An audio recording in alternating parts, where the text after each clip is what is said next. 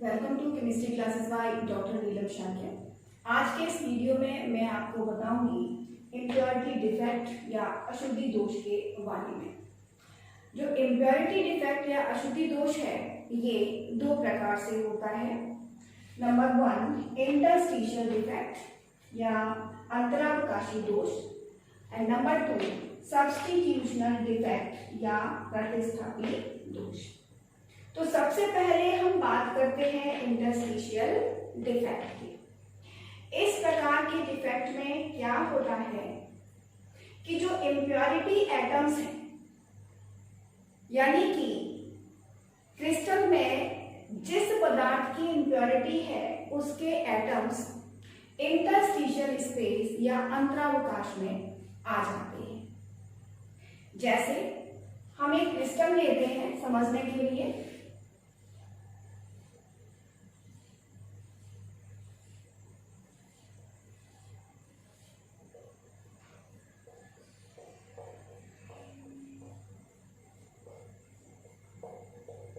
हमने ये क्रिस्टल का छोटा सा पार्ट लिया और माना कि इन सभी में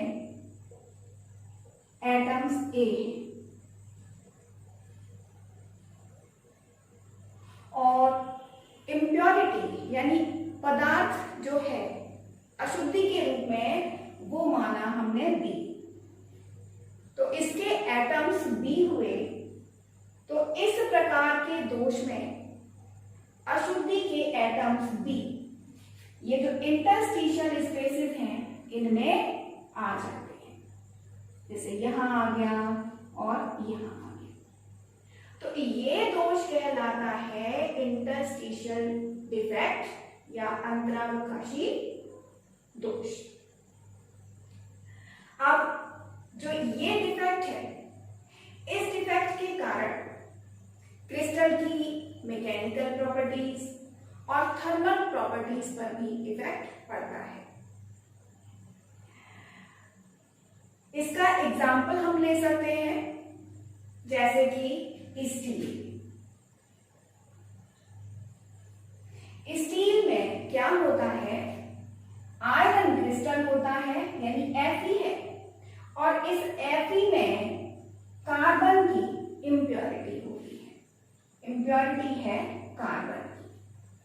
तो जब स्टील बनाई जाती है तो क्या होगा, लैटिस पॉइंट्स पर, ये जो लैटिस पॉइंट्स हैं इन सभी पर होते हैं Fe।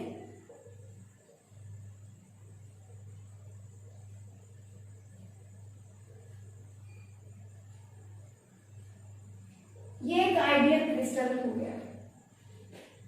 और जब स्टील बनाई जाती है तो इसमें एक कार्बन का कैलकुलेटेड अमाउंट, एक निश्चित मात्रा मिला दी जाती है।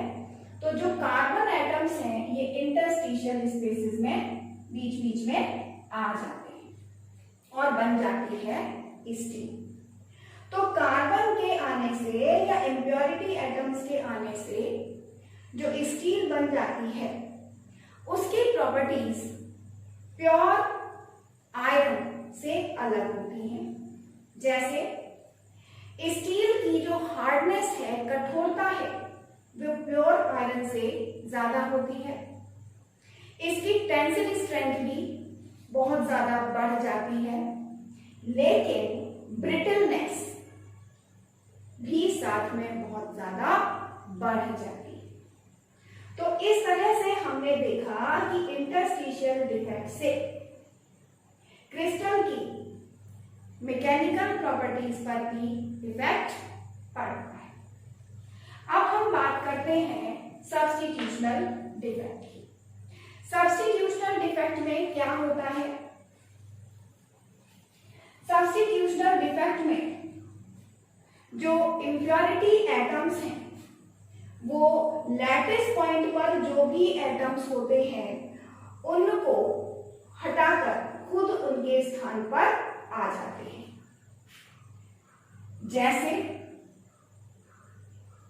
हमने माना कि कोई क्रिस्टल है यहां पर जिसमें लैटिस पॉइंट पर एटम्स हैं ए। और इसमें इम्प्योरिटी एटम्स मिलाए गए बी के। तो बी एटम्स क्या करेंगे, जो लैटिस पॉइंट पर ए एटम्स हैं उनको रिमूव करके, उनको बाहर निकाल के खुद उनके स्थान पर आ जाएंगे। तो इस टाइप का डिफेक्ट कहलाता है सब्स्टिट्यूशनल डिफेक्ट। ये क्या है, इम्प्योरिटी एटम।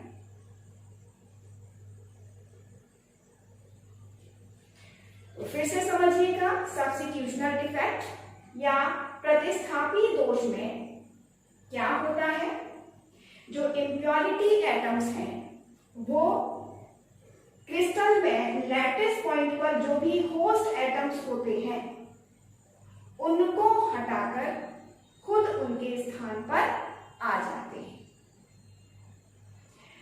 इस डिफेक्ट के कारण भी क्रिस्टल की मैकेनिकल और थर्मल प्रॉपर्टीज पर इफेक्ट पड़ता है।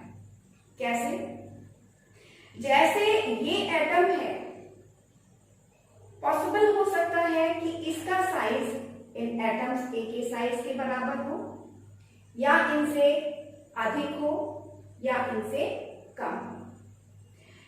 यदि बी एटम का साइज इनके बराबर है तो कोई बात नहीं, लेकिन अगर बी एटम का साइज ए से कम है तो इस क्रिस्टल में कंप्रेशन होगा, क्योंकि इसका साइज कम है। और अगर बी एटम का साइज इन एटम से ज्यादा है तो उस कंडीशन में इस क्रिस्टल में क्या होगा, डिस्टॉर्शन होगा।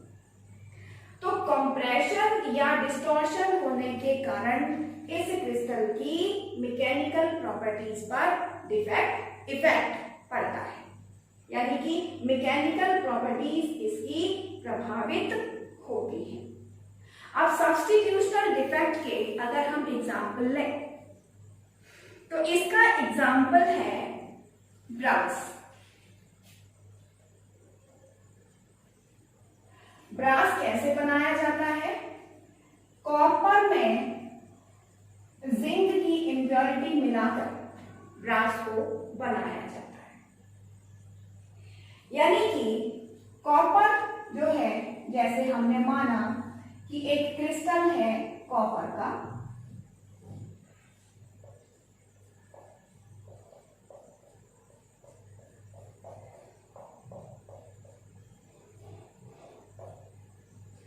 इनमें सभी स्थानों पर कॉपर है।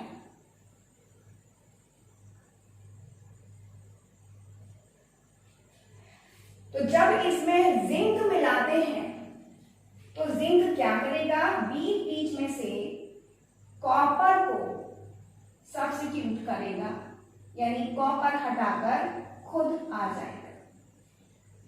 तो ये जिंक जो है वो एक इम्प्योरिटी एटम हो गया, और ये डिफेक्ट कहलाया सब्स्टिट्यूशनल डिफेक्ट, जिससे क्या बना, ब्रास बना। तो इस तरह से हमने क्या देखा कि जो स्टील बनता है वो इंटरस्टिशियल डिफेक्ट से बनता है, जबकि ब्रास सब्स्टिट्यूशनल डिफेक्ट से बनता है। ब्रास हो या स्टील हो, ये सब क्या है, ये है एलॉय, यानी कि मिश्र धातु है। तो हम ये कह सकते हैं कि इम्प्योरिटी डिफेक्ट से हम अलॉय बना सकते हैं, यानी कि किसी भी प्योर मेटालिक क्रिस्टल में इम्प्योरिटी डिफेक्ट प्रोड्यूस करके हम अलॉय बना सकते हैं, यूजफुल अलॉय बना सकते हैं। तो ये एक बहुत बड़ा यूज हो गया इम्प्योरिटी डिफेक्ट का। इसके अलावा जो सब्स्टिट्यूशनल डिफेक्ट है, इसका बहुत बड़ा यूज है सेमीकंडक्टर्स बनाने में, यानी कि सब्स्टिट्यूशनल डिफेक्ट से बनाए जाते हैं सेमीकंडक्टर्स, जिनका जिक्र हम अगले वीडियो में करेंगे। सेमीकंडक्टर्स के बारे में बताएंगे हम आपको नेक्स्ट वीडियो में। तो यहां पर यूज क्या हो गए इम्प्योरिटी डिफेक्ट्स के? इसके यूज हो गए कि इम्प्योरिटी डिफेक्ट किसी भी प्योर क्रिस्टल में करके हम बना सकते हैं एलॉय या मिश्र धातु, और हम बना सकते हैं सेमी कंडक्टर्स। अब बात आती है कि इम्प्योरिटी डिफेक्ट होता कैसे है। तो इम्प्योरिटी डिफेक्ट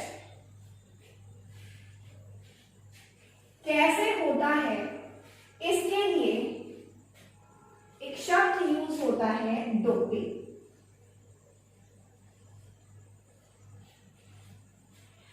डोपिंग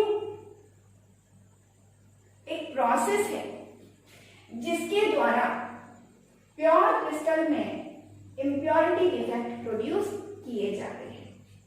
कैसे? कि एक प्योर मेटालिक क्रिस्टल को उसको पिघलाते हैं, और पिघलाने के बाद में उसमें जिस सब्सटेंस की इम्प्योरिटी मिलानी है उसकी निश्चित मात्रा उसमें मिला दी जाती है, और फिर उस मिक्सचर को क्रिस्टलाइज किया जाता है।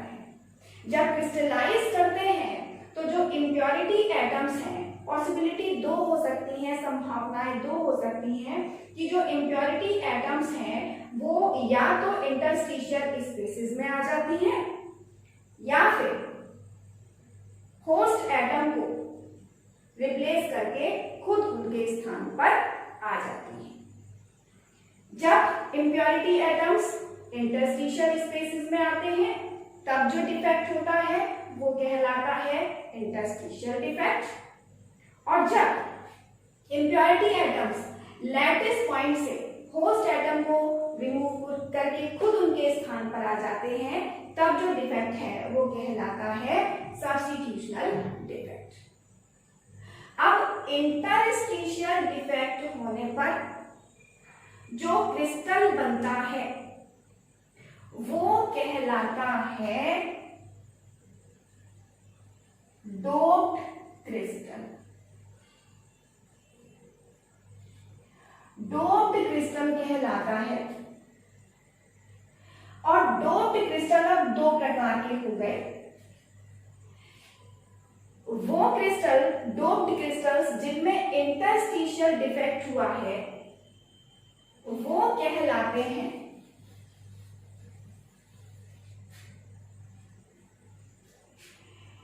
Interstitial solid solution.